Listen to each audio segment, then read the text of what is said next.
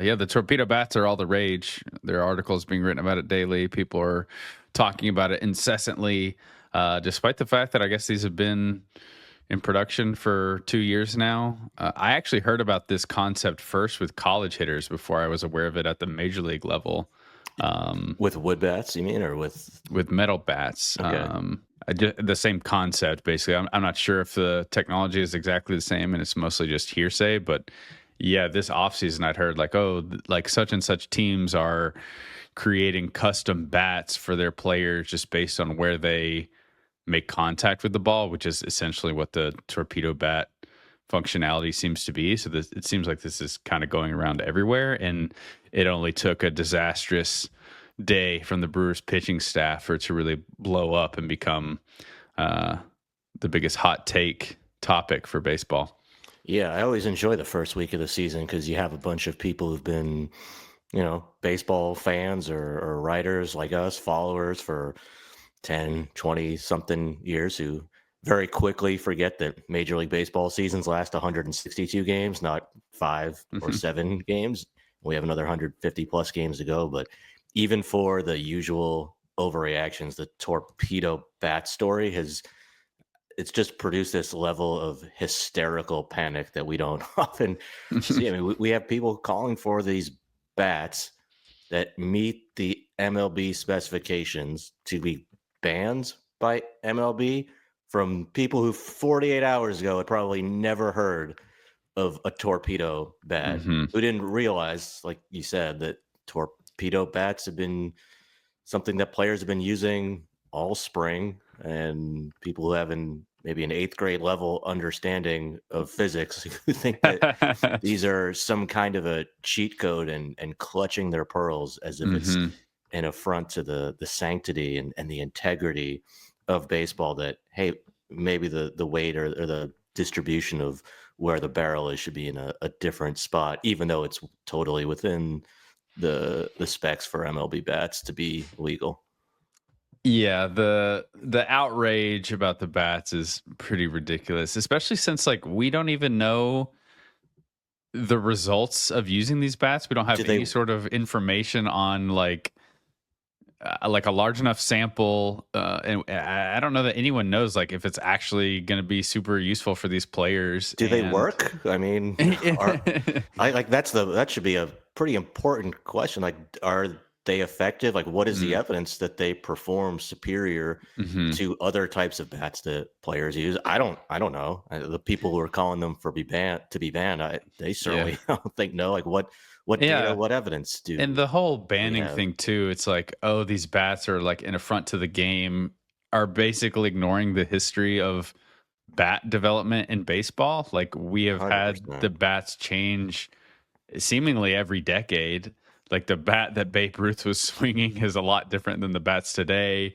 I mean, we have different knob styles for different reasons. We have different handles, different just so many different things. Is like having a custom bat or a new bat or even like the material of the bats has changed. Like this is not something new to baseball. I think whenever you basically take take someone who is a physicist or a scientist and allow them to make some changes in the game, it really outrages the quote unquote old school types. But even when I played baseball, everyone on the team is like experimenting with different bats and different styles, whether it's shorter or heavier when you have certain different rule changes. Like this is a normal thing for hitters to experiment with different bats based on feel, or what works for you. I remember when I played, we had bigger players on the team who used bigger and heavier bats because that worked better for them. That made more sense than you have your little scrappy contact guys who use lighter bats. That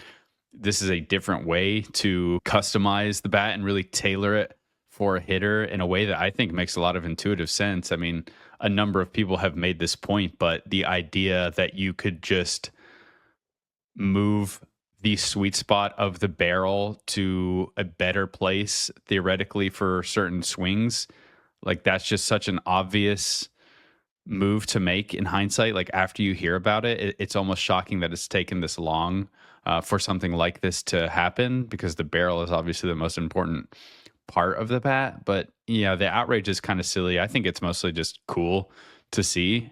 And if anything, I'm not going to get outraged when, for what seems like, I know it's not actually the case, but we finally get a piece of tech that hopefully or maybe will help the hitters. I'm not going to say, oh, take that away immediately, because it does feel like almost every advance we've made in technology or player development really helps the pitchers out. And it's not like we are sitting in the major leagues just really trying to curtail offense at this stage. So Yeah, this is just another, like you said, the bats have been changing throughout the years. The bats today are different than the 1950s than they were in the 1990s and they were, 10, 15 years ago. This is just another variation, another mhm. experimentation that's within the rules for hitters to try. And it's just, we'll see. Like, are they better than other bats? I mean, maybe. We'll see. Mhm. Because it certainly seems like right now we had a bunch of players use them. Nobody seemed to notice Mhm. or care. And then in the second game of the season, the Yankees scored 20 runs against the Brewers in a game Mhm. where Aaron Judge goes 4 for 6 with 3 home 3 runs. homers. And he Yeah, was not using the bat. exactly. And the Yankees put up 8 runs on a 27-year-old rookie reliever when the game is way out of sight already.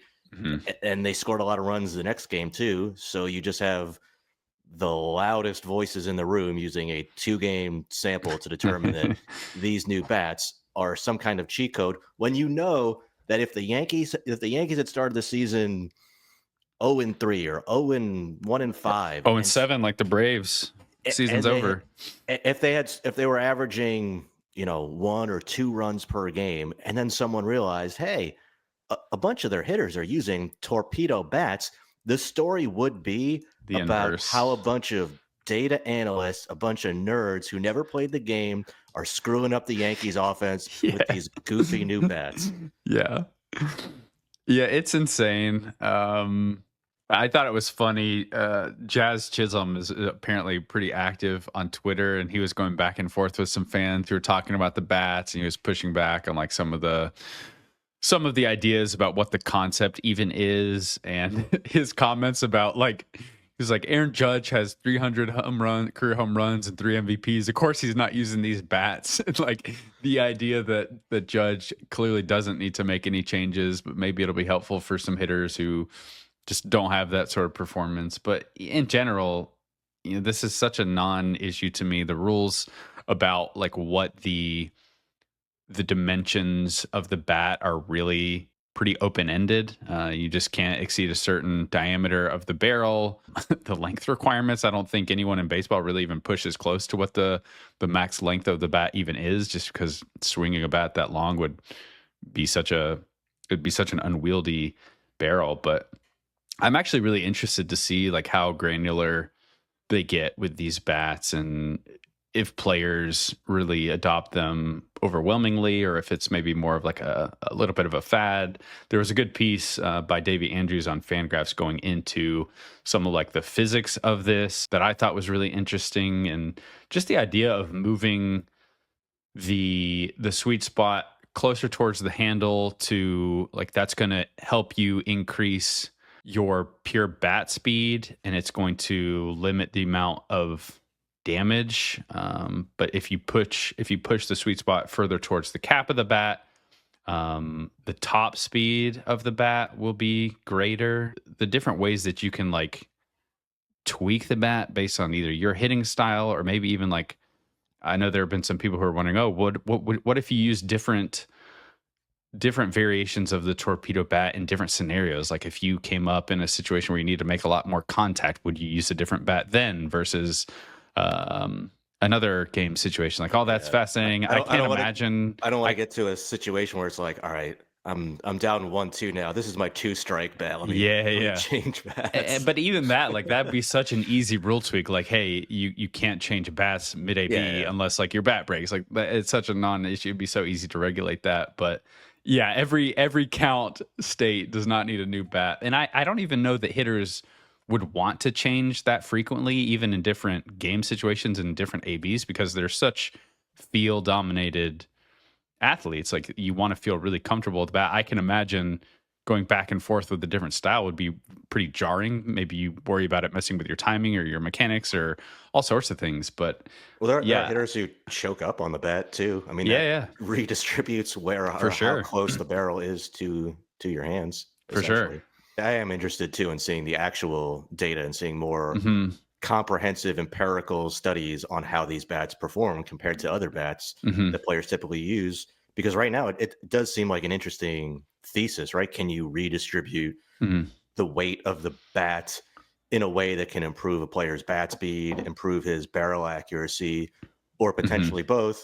And if you do, well, what are the benefits? What are the trade offs? Hmm. Is there a way to tailor the bat in a way that's customized for a player's specific swing or his given skill set? I mean, they already do that to a certain Hmm. degree, but this is just tinkering with another variable.